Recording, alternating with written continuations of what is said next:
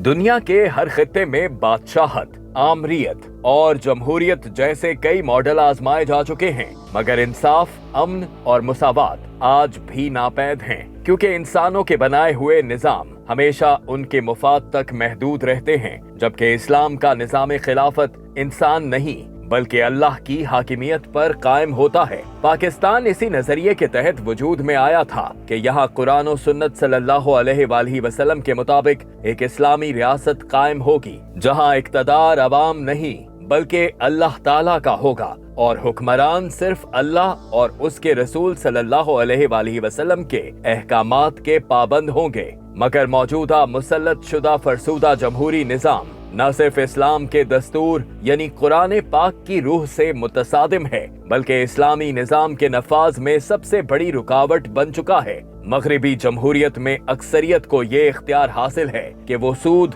शराब या दीगर गैर इस्लामी कवानीन को जायज करार दे, जबकि इस्लाम में कानून साजी का हक सिर्फ खालिके कायनात और उसके रसूल सल्लल्लाहु अलैहि वसल्लम को हासिल है। आईने पाकिस्तान में अल्लाह ताला की हाकिमियत तस्लीम की गई और पार्लियामेंट को मजलिस शूरा कहना इसी मकसद की अक्कासी करता है, मगर अमली तौर पर अहलियत और दयानत के इस्लामी मयारात को नजरअंदाज करके पार्लियामेंट मुफादात का मरकज बन गई है। नतीजतन सूदी मईशत, गैर इस्लामी कवानीन और इखलाकी गिरावट ने इज्तमाई फलाह और इत्तेहाद उम्मत को नुकसान पहुंचाया है। इस्लाम का हकीकी निजाम जमहूरियत नहीं बल्कि खिलाफत है, जिसमें इक़्तिदार अमानत, हुक्मरान जवाब दे और कानून सिर्फ अल्लाह का होता है। जब तक हम मगरिबी फरसूदा जमहूरी ढांचे से निकलकर खिलाफत राशिदा के उसूलों को इख्तियार नहीं करते, तब तक उम्मत को मुत्तहिद करने वाला अदल इंसाफ पर मबनी मुआशरा